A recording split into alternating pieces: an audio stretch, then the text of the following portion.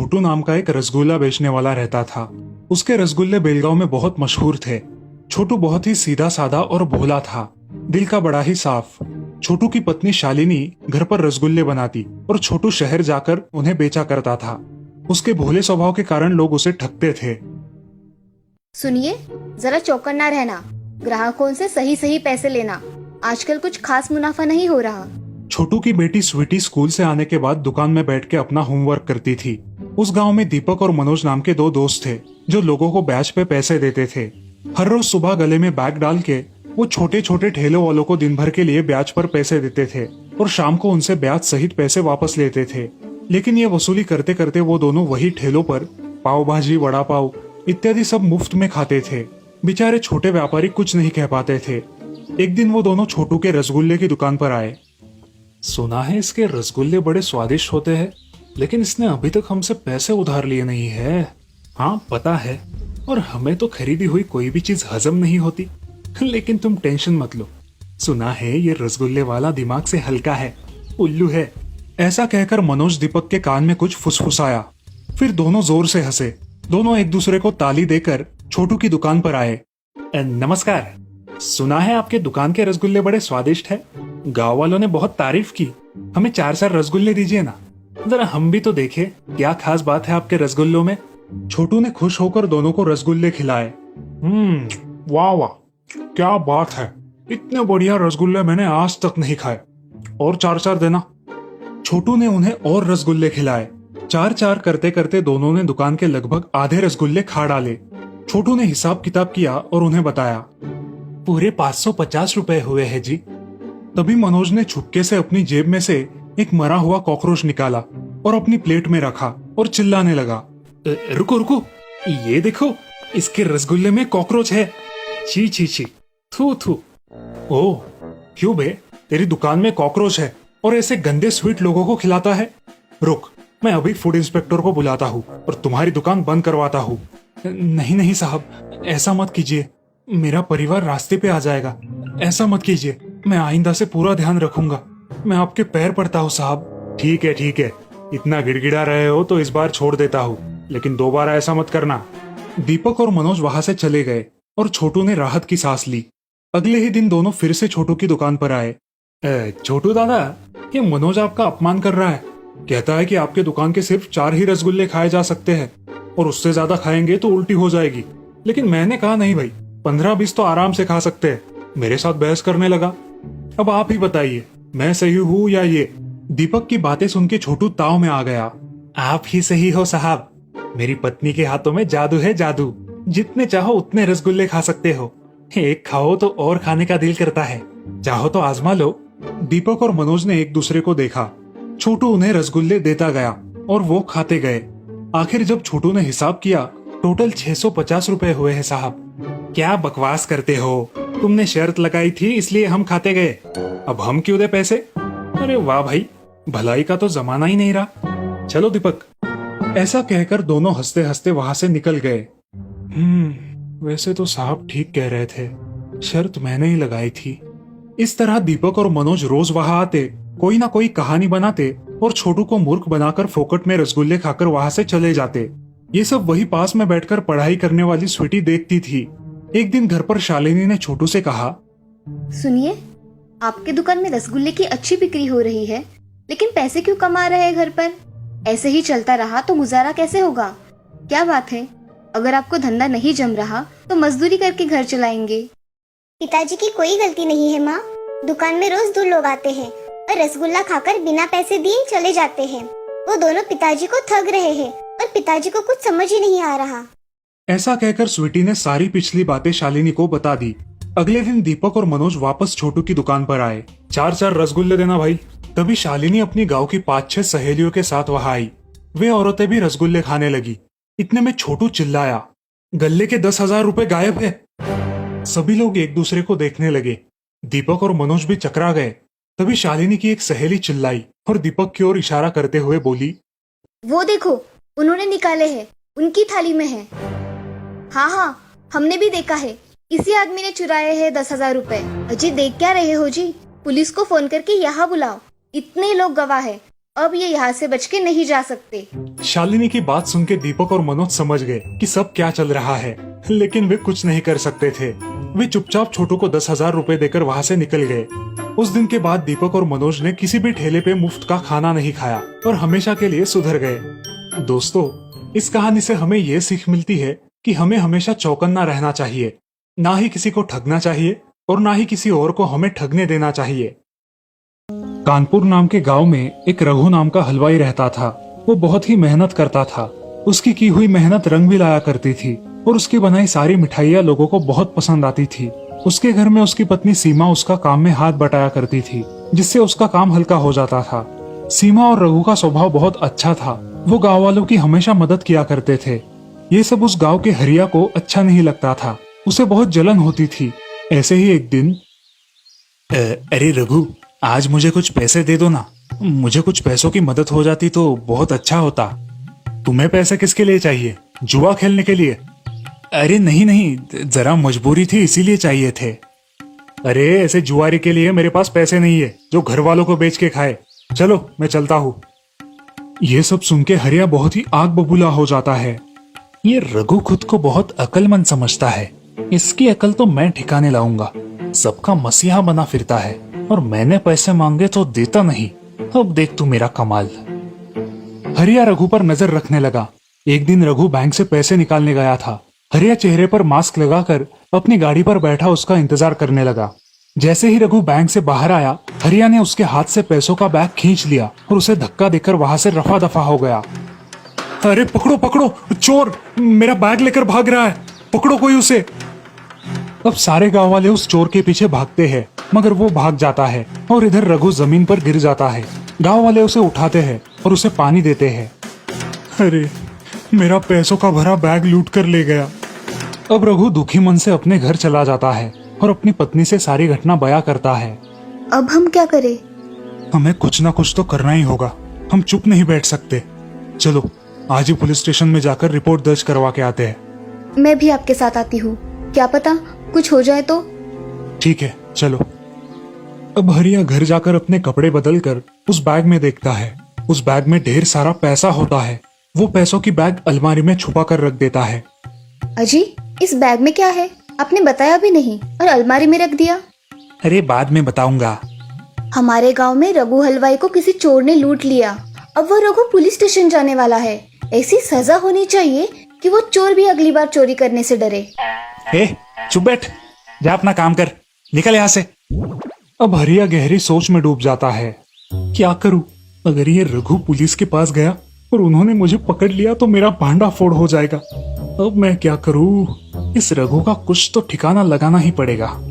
ऐसा कहकर वो मन ही मन में रघु को मारने की साजिश करता है और शाम को ही अपने गांव के बाहर जाकर खड़ा हो जाता है। जब रघु और उसकी पत्नी पुलिस स्टेशन जा रहे होते हैं, हरिया चेहरे पे कपड़ा बांधे हुए आता है और रघु और उसकी पत्नी सीमा को मार डालता है और चुपचाप वहाँ से निकल जाता है। यहाँ रघु और सीमा भूत बन जाते हैं। अरे क्या हुआ है आपको? आप ऐसे नीचे गिरे हो? अरे तुम भी तो जमीन पर पड़ी हुई हो और हम दोनों को इतनी बेरहमी से किसने मारा होगा? मगर सोचने की बात है, हमने किसी का क्या बिगाड़ा था? हमें क्यों मार डाला? अब सारे गांव वाले उन दोनों की लाशों का अंतिम संस्कार करते हैं। इधर हरिया झूठे कागजात बनाकर रघु का घर और दुकान हड़प लेता है। अरे ये दुकान रघु की है, तुम्हारी नहीं, समझे? चलो भागो यहाँ से। सुन लो गांव वालों, ये सब रघु कल मुझे बेचने आया था और मैंने इसे और इसके घर को भी खरीद लिया है। तुम्हारे पास इतने पैसे कहाँ से आए? अरे चाचा, लोन निकाला है इसलिए ले पाया। हरिया की बात पर विश्वास रखकर गांव वाले वहां से चले जाते हैं। इधर रघु और सीमा भूत बनकर गांव में आते हैं। रघु देखता है कि उसकी मिठाई की दुकान पर अब हरिया खड़ा होकर मिठाई बेच रहा है। कितने की चाहिए मिठाई? 50 रुपए की दे दो। ये तो हरिया है, ये कैसे हमारी दुकान पर? और घर में भी उसके बीवी बच्चे। ये क्या हो रहा है? मुझे तो कुछ समझ नहीं आ रहा। अब रघु और सीमा अपने दुकान के पास जाकर उसकी बातें सुन लेते हैं। अच्छा हुआ मैंने दोनों को मार डाला। हर रोज की टेंशन से तो छुटकारा मिल गया हमेशा के लिए। सीमा, इसने हमें मारा है और इसी ने ही हमारे पैसे चुराए होंगे। इस हरिया को नहीं छोड़ूंगी मैं अब। देखो कैसे मजा चखाती हूँ। पैसों के लिए मारा ना, अब पैसों से ही मरेगा। मेरा सब हड़प कर नाक की तरह मेरी संपत्ति पे बैठा है। इसका कुछ करना ही होगा। ये सारी जायदाद गरीबों के नाम आए और जरूरतमंदों के काम आए तो हमें मुक्ति मिल जाए। रघु और सीमा अब हरिया से बदला लेने का सोचकर घर जाने वाले रास्ते पर खड़े हो जाते हैं। तभी हरिया की नजर उन पर पड़ती है। वो क्या दिख रहा है भाई, जरा जाके देखता हूँ। हाँ, भूत भूत भागो, ऐसा कहकर वो भागने लगता है। रघु और सीमा के भूत उसका पीछा करके उसे पकड़ लेते हैं। क्यों रे हरिया, हमें क्यों मारा था? पैसे का लालच इतना बढ़ गया कि तू खून करने लगा। अब किसकी जान लेने वाला है तू? माफ कर दो रघु भाई, मुझसे बहुत बड़ी गलती हो गई। अब ऐसी गलती नहीं करूंगा। अच्छा, ऐसी गलती फिर नहीं होगी तो चलो हमें जिंदा कर दो। कर सकते हो? माफ कर दो, सच में मुझसे बहुत बड़ी गलती हो गई। अब तुझे एक काम करना है, हम जैसा बताएंगे तुझे वैसा ही करना है।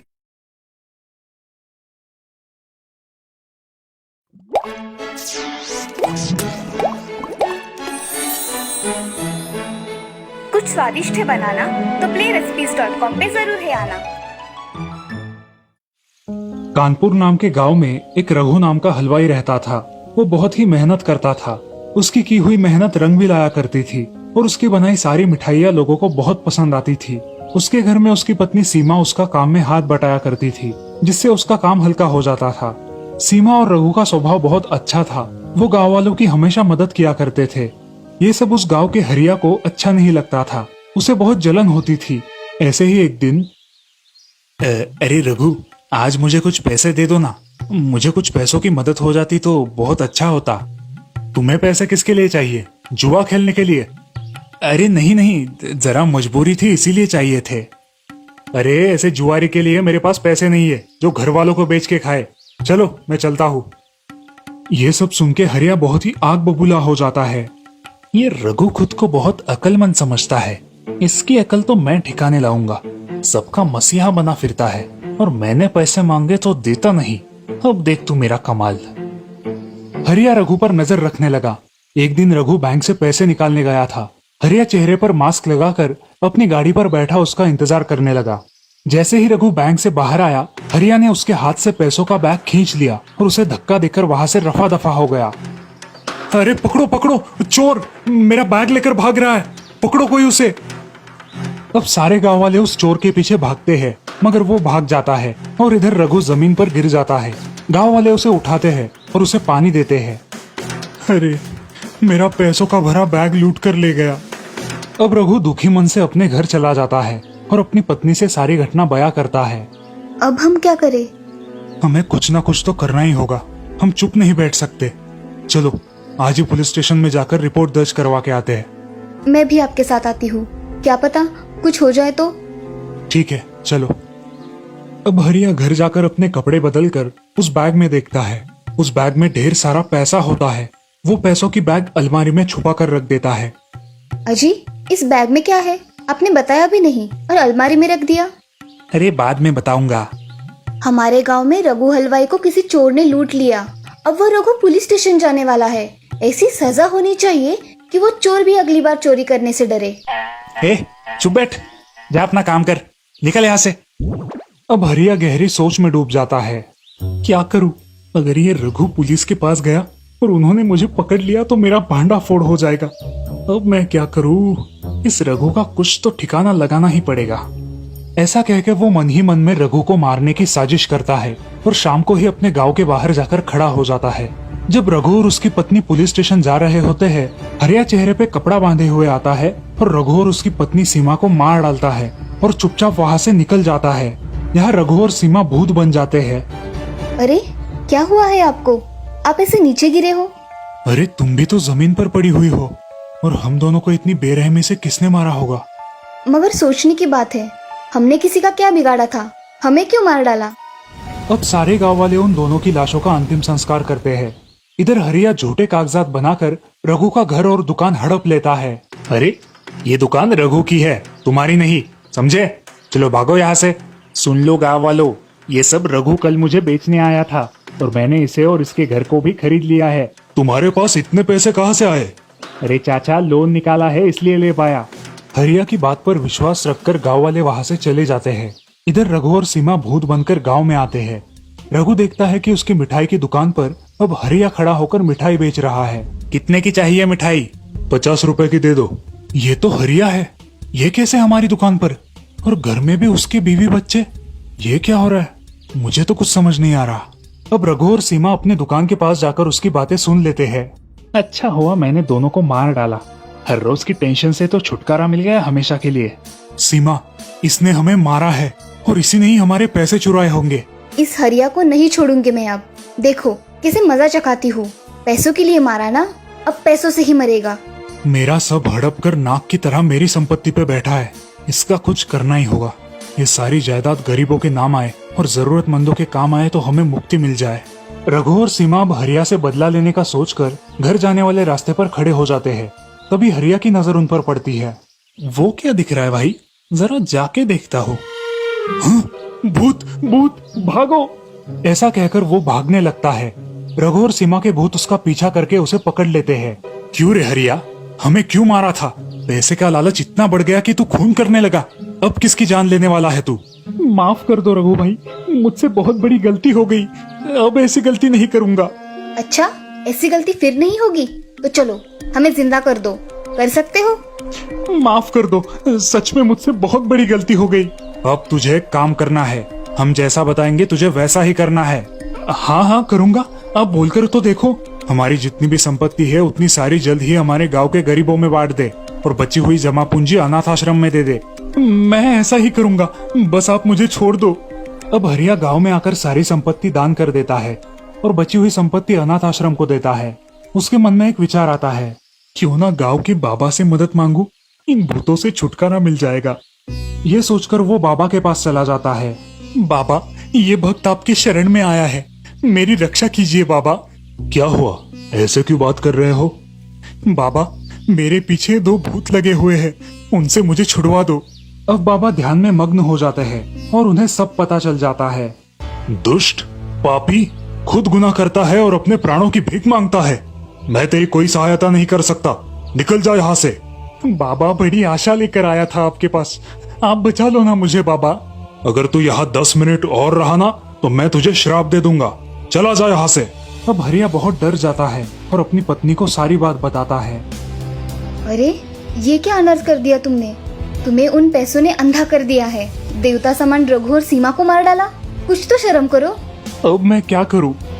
आप उनकी सारी इच्छाएं पूरी करो और खुद को पुलिस के हवाले कर दो। पागल हो गई हो क्या? वो मुझे फांसी लगा देंगे, मैं नहीं जाऊंगा। निर्मला बच्चों को लेकर अपने माँ के घर चली जाती है। अब हरिया को क्या करे समझ नहीं आता। अब वो रघु की सारी संपत्ति दान कर देता है और उनके पास चला जाता है। अरे रघु भाई, कहाँ हो आप? मार डालो मुझे, जैसे मैंने आपको मारा था वैसे ही आप भी मुझे मार डालो। जिस संपत्ति के लिए तूने हमें मारा वो तुझे छोड़ के चली गई, घर परिवार सब छूट गया। अब क्या करेगा? अब तो तुझे मार के भी फायदा नहीं, तू पहले से ही मरा हुआ है। तूने हमारी जान ली है, मगर आज कई लोगों की जिंदगी को सहारा देकर आया है, इसलिए अब हम तुझे नहीं मारेंगे। तुझे हमारा काम पूरा करना होगा जिंदगी भर। बोल, मंजूर है? हाँ करूंगा ना भाभी, आप जैसा बोलोगे वैसा ही करूंगा। आप चिंता मत करो, ये हरिया आपका हमेशा ऋणी रहेगा और सदा गरीबों की मदद करेगा। अब हम तुम पे हमेशा ध्यान रखेंगे और तुमसे काम करवा लेंगे। हाँ रघु भाई, आप मुझ पे ध्यान रखो, अब इस पुण्य काम में कोई कमी नहीं होगी। इस तरह रघु और सीमा हरिया पर नजर रख के अपना काम करवा लेते हैं और हरिया भी अब मन लगाकर गांव वालों की सेवा करने लगता है। अब वो गांव बहुत खुश रहता है, मगर गांव वाले आज भी रघु और सीमा की यादें निकालते रहते हैं। इस कहानी से हमें ये सीख मिलती है कि कभी भी किसी का बुरा नहीं करना चाहिए, अच्छे कर्मों का फल अच्छा ही होता है। बहुत पुराने समय की बात है, आजमगढ़ नाम के एक गांव में फारूक नाम का एक आदमी अपने 3 बेटों के साथ रहता था। वो उस राज्य में अपनी दुकान में तरह तरह के साबुन बेचता था, मगर उस समय लोग बर्तन, रेत और कपड़े भी बिना साबुन के धोते थे, जिस वजह से फारूक का धंधा कम चलता था और इसके कारण उनके 2 वक्त के खाने के भी लाले पड़ते थे। दिन भर साबुन बेचकर भी उनका गुजारा नहीं होता था।